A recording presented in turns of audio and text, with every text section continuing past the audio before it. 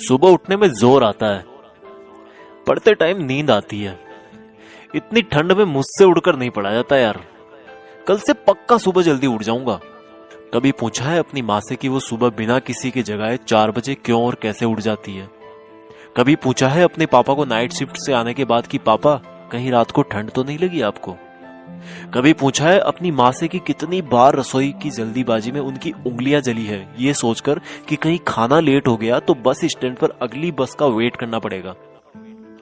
थोड़ा सा सो लूं, शायद एग्जाम की टेंशन कम हो जाए। तुम टेंशन से बचने के लिए सोते हो और तुम्हारे पापा तुम्हारी ही फ्यूचर की टेंशन दूर करने के लिए जागते हैं।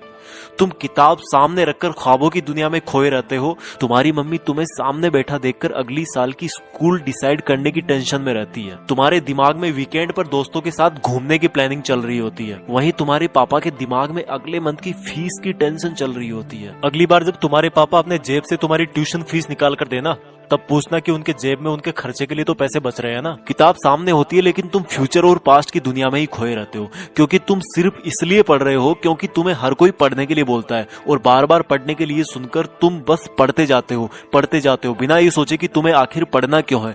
क्यों पढ़ना है तुम्हें? कभी सोचा ही नहीं है तुमने इस बात का जवाब छोड़ो, क्वेश्चन भी नहीं आया होगा आपके दिमाग में। क्यों भाई, किससे बचने की कोशिश कर रहे हो और क्या सोच रहे हो? मम्मी पापा को धोखा दे रहे हो या दोस्तों को या टीचर्स को? भाई तुम ना बहुत ज्यादा भोले हो। तुम्हें अभी तक ये भी नहीं पता कि तुम किसी और को नहीं बल्कि खुद अपने आप को धोखा दे रहे हो।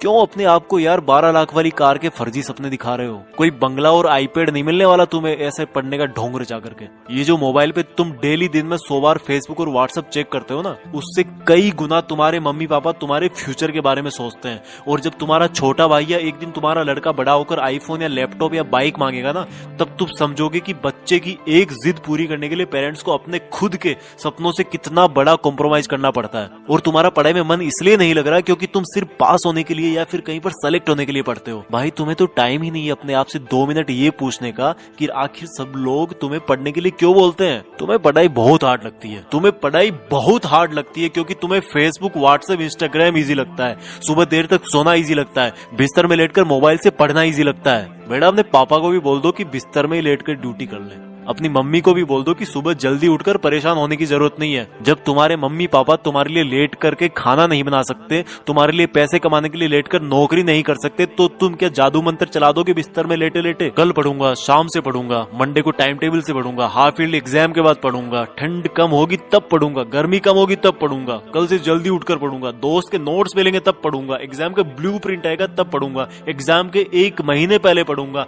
एग्जाम के 1 हफ्ते पहले इंपॉर्टेंट क्वेश्चन पढ़ूंगा। पास होने से मुझे कोई रोक ही नहीं सकता।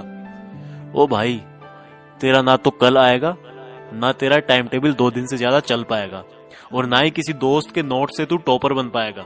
हाँ, सही सुना तूने, मैंने बोला टॉपर।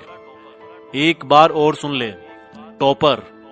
तू टॉपर बनने के लिए पैदा हुआ है। तू अपने पापा को नाइट ड्यूटी के चक्कर से आजाद करने के लिए पैदा हुआ है, खुद बिस्तर में लेटकर मोबाइल चलाने के लिए नहीं। और रुक एक बार, तूने कल क्या कहा था कि एग्जाम के 2 दिन पहले इंपॉर्टेंट क्वेश्चन पढ़ना काफी होगा तेरे लिए। अपने पापा को भी बोल दे कि वो भी तुम्हारी फीस चुकाने की लास्ट डेट से 2 दिन पहले ही काम पर जाएं। जब वो पूरा महीना काम करते हैं तुम्हारी फीस चुकाने के लिए, तो तुम सोच भी कैसे सकते हो कि मैं अभी सो लेता हूँ और 2 दिन पहले सिर्फ इंपॉर्टेंट क्वेश्चन पढ़कर पास हो जाऊंगा? बहुत हो गया यार, प्लीज अब तो खुद को धोखा देना बंद कर दे। अब तो कोई वजह खोज ले कि तुझे पढ़ना क्यों है। ध्यान रख बेटा, दुनिया को तब ही अंडर रख पाएगा जब खुद को अंडर रखेगा। इस दिमाग को बोल दे कि भाई धोखा देना बंद कर तू, और सुन ले अपनी दिल की आवाज को कि तेरे लिए जिंदगी के क्या मायने हैं और उसके लिए पढ़ाई क्यों जरूरी है। किसी ने तेरा दिल तोड़ा है, किसको तुझे कुछ बन के दिखाना है। बेटा भले ही नौकरी ना लगे और भले ही तुम नौकरी ना करना चाहो, लेकिन ये जो किताबों में जो नॉलेज भरा ना, जो अक्सर देख रहे हो तुम, ये तुम्हें जिंदगी में किसी ना किसी मोड़ पर किसी प्रॉब्लम से जरूर निकालेगा।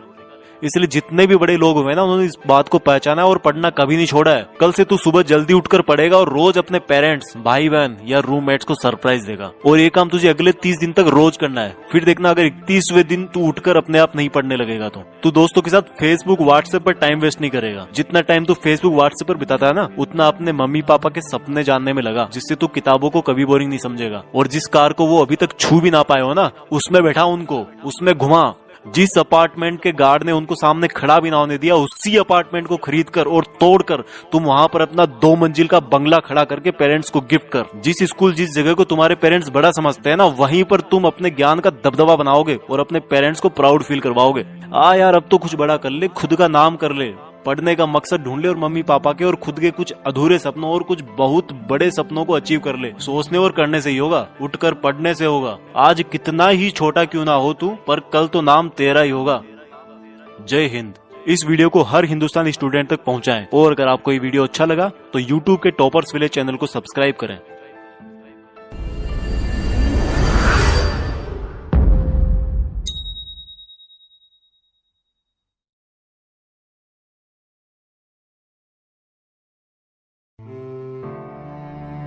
नमस्कार साथियों, हर इंसान अपने जीवन में कभी ना कभी किसी न किसी से तो प्रेम करता ही है और बहुत बार वो कंफ्यूज भी रहता है कि उसे प्रेम करने वाला उसे सच्चा प्रेम करता है या फिर झूठा प्रेम करता है और प्रेम करने का दिखावा करता है। तो आज मैं आपको बताने वाला हूं झूठे प्यार करने वालों की 5 ऐसी निशानियां जिसे जानकर आप पता कर पाएंगे कि आपका प्रेमी सच्चा है या फिर झूठा है।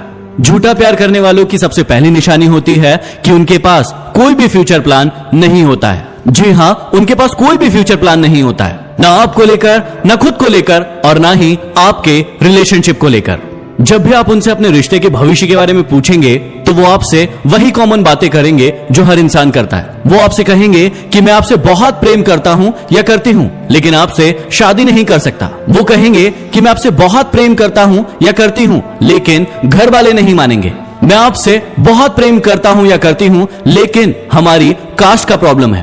तो सीधी सी बात समझाना चाहता हूं कि उनके पास आपको लेकर कोई भी भविष्य का प्लान नहीं होता है। झूठे प्रेम करने वालों में ये दूसरी आदत आप जरूर पाएंगे। दिन भर में आप जितनी भी बातें करते हैं उसमें ज्यादातर बातें सेक्सुअल रिलेशनशिप के बारे में होगी। आप इस बात को जरूर नोटिस कीजिएगा कि जो भी व्यक्ति आपसे सच्चा प्रेम करता है वो आपसे आपकी फैमिली के बारे में बात करेगा, आपके करियर को लेकर बात करेगा, आपकी फ्यूचर प्लानिंग को लेकर बात करेगा। लेकिन एक झूठा व्यक्ति, एक झूठा प्रेमी कभी भी इन बातों पर ध्यान नहीं देगा। उसे आपसे सिर्फ एक ही चीज चाहिए और वो है सेक्सुअल रिलेशनशिप। तीसरी बात बहुत ही महत्वपूर्ण है कि झूठे प्रेम करने वालों के बीच में कभी भी अच्छी अंडरस्टैंडिंग नहीं होती है। वो दिन भर का ज्यादातर समय एक दूसरे की गलतियां और आर्ग्यू करने में ही बिता देते हैं। उन्हें आपकी प्रॉब्लम्स, आपकी लाइफ